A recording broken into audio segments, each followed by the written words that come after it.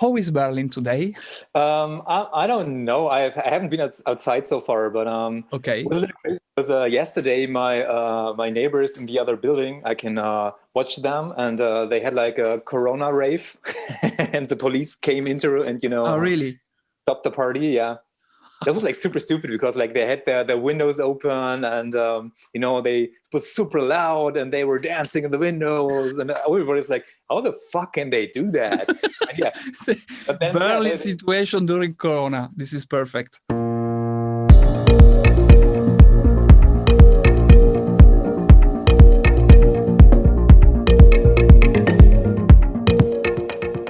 Good morning. Welcome to this new episode of Morning Talks. This morning, I have the pleasure to host Deckert, that is a friend and a super talented producer. Good morning, Deckert. How are you today? Good morning. I am good. I'm very good. I need my second coffee, but no, I'm good. I'm good. First questions normally I ask is, how did you decide to be a part of this electronic music scene?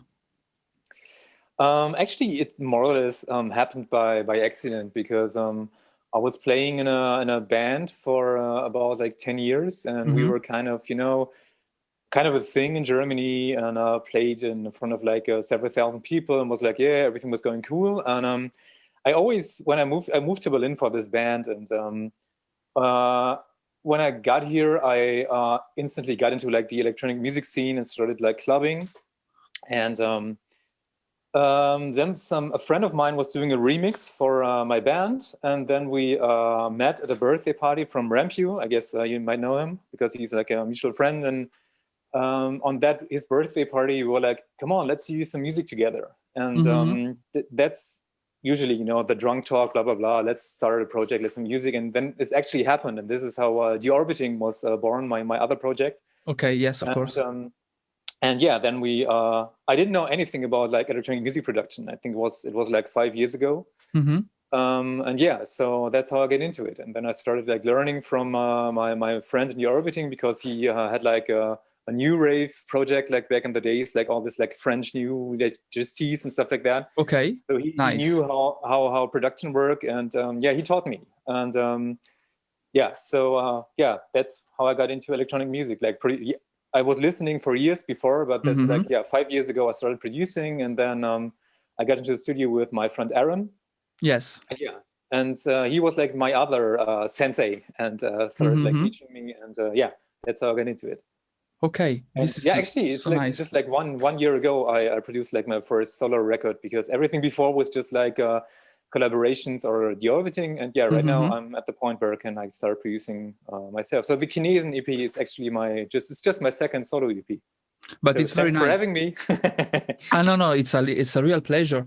And I don't say this because it's Kinesen or because you are now talking with me, but the EP and the music you make, it's amazing. So it's a real pleasure to have you on Kinesen and with Aaron Remix. So it's thanks to you for your trust in our project. Thank you very much. No. Thank you. About inspiration, it's something you find, or it's something that come to you? How you feel inspiration in your work process?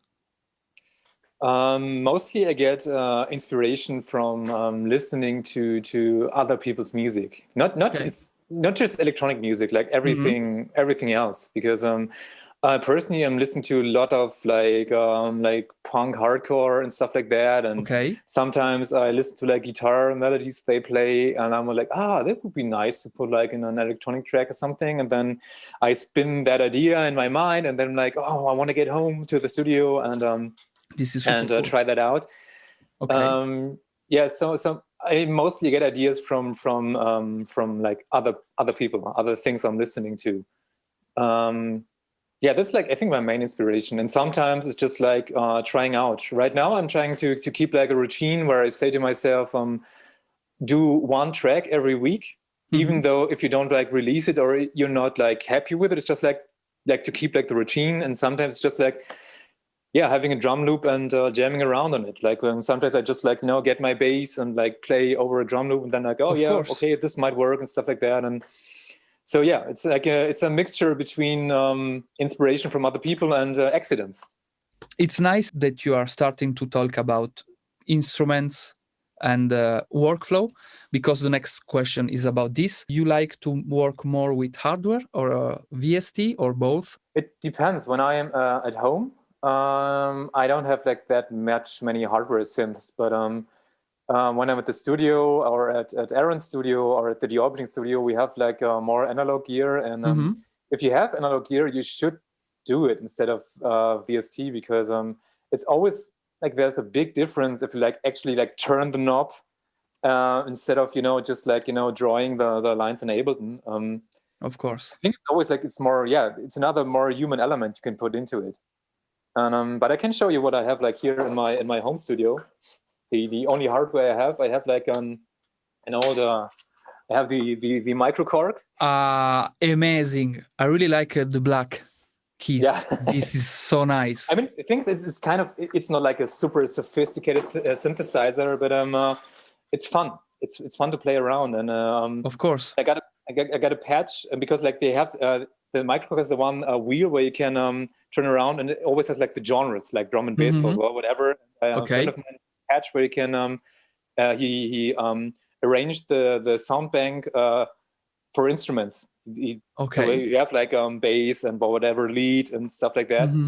And so it's more easy to use. And I really like that for like small like melodies. If you just need melody and something that's I want to play on a keyboard, and then it's like I'll use that. And I have a Moog Slim Fatty here for my basses, because I like putting like even if I play with like bass with a real bass, I don't get the low end I want to. So I'm using the Moog Slim Fatty for like always putting like a sub bass down below like every other bass I'm doing, because I like to layer basses. So I always have like a sub bass and then like a one or two basses that are just like for texture on the bass, so it gives them more bristling sounds. Of course.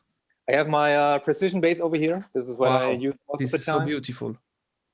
Yeah, and I have a guitar, and this is like this is like what the hardware I start like most of my tracks with. I use the Slim Fatty, the microcorg, and the bass I use on most of my tracks I'm producing right now. Okay, so nice to know. Thank you for this. And but still, I like VST plugins, because it's not like it's hardware, it's the thing. It's like you have to play just use analog gear. Not like it at all. There are some tracks I did there where I was just like too lazy, or it was like I was at home or working and on the train or whatever, and I'm just using VSTs, and they are so good.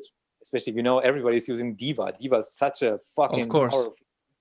So, and I like I have the Arturia collection, and there are so many things I use. I love the CS80. I use it a lot. This is so nice. This one is so beautiful, of course. Especially for pads. The pad sounds are amazing. Yeah, this is like basically this is my basic setup. Okay. This is very interesting, and thanks for sharing all these tips. And for you, when you decide the track is finished? Good question. This is hard to answer, because we was talking about before. I think I mostly rely on other people's feedback to tell me when, not to tell me that it's finished, but to tell me that I'm on a good way, because I have like some people that I always send tracks like in the process. So when I'm in the process and at a point where I'm not sure if I should go any further, I upload my work in progress to SoundCloud, and I send it to some friends, like to Aaron, to Daniela Di Martino, and to Guzi. And those are like my three people I always send my tracks to, because I know I can get honest feedback from them. They're not like the friends who say, yeah, it's so good. They say, you can work on that. And like Aaron is super specific. He's like, you can turn down the bass drum 2 dB and stuff like that. And I was, okay, you might be right. So yeah, I think you need honest people to show your work. It's very important. Of course, it's very important. It's helped a lot. Yeah, and when they tell me, I like the tracks, blah blah, then I'm like, okay, I'm on the right way. And then I start comparing to I'm listening to other people's music, just like for the purpose of maybe I forgot something. That's like always something I'm like, oh yeah, maybe there's something missing in the mid frequencies, and then I'm, adding like another pad layer or something. And then I'm started like doing some mixing, and always got the spectrum on my master to see if I have all the frequencies have filled up, and yeah. If you have to give an advice to a beginner producer, someone just starting, what for you is the best advice? I think the best advice I can give someone is like, because it's like the way I got into producing is find a friend who is like some levels above you, and then start like just check out how he works. So I think it's super important to see like the workflow of other people.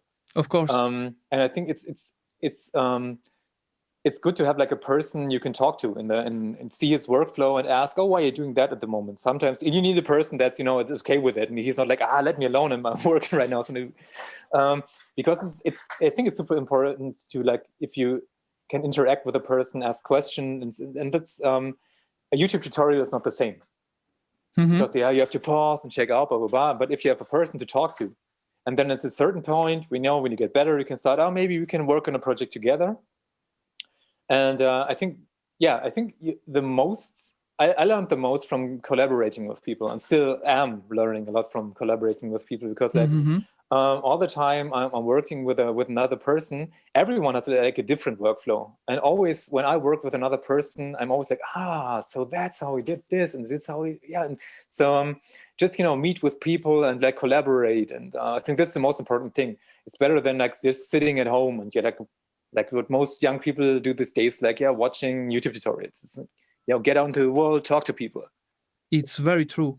Even if I think about myself, I started with a friend that he's still a good friend, very nice producer, and you can learn a lot of things. And it's personally, I think that tutorials are very good to know a lot of things, but to learn and have the possibility to speak, to see, to do mistake, to try and see a person that is more better than you. It's very important. It's a very good advice, I think. It's like always you're confronted with a world where you listen to perfectly produced tracks, of course. You won't be able to reach that kind of the quality of production in a short time. I compare it to, because right now in the lockdown I started learning some Japanese, because I was whatever, I got nothing to do. And even that is like so hard to get into something. It's like the first new thing I learned in such a long time. And so I experienced again what it is to start like a whole new thing, and how hard it is to be in a world where you know nothing about. Extremely hard. Yeah, and yes, there is so much frustration in the beginning, but because like so much like in the society we are right now, it's about like instant gratification. So you always get like like impulse, and it's I did that good, blah blah blah blah, and everything. Yeah, you have to take your time and overcome the frustration. It's like it's hard. It's hard. Very I think especially hard. if you're young right now and you're into I think the world right now, when you're in your early 20s, is like different than we were in the early 20s, because like everything around you always you're confronted with a world where everything is perfect, blah blah blah, and no, it's not. Nothing is perfect, and nobody is perfect. So take your time. Okay, so it was the last one. Some words for the people that are watching us. Very important. Go to check the links below and go to listen to the work of Deckert, because his music, it's amazing. If you like the video, put a thumb up and remember to register to our channel for all the new morning talks. A lot are coming. And I say a big thanks to you, Deckert, to be here with us. Thanks for your advice, for sharing your tips, for sharing your work process. It's amazing. So thanks a lot. Thank you. See you soon, everybody, and have a good day. Cut.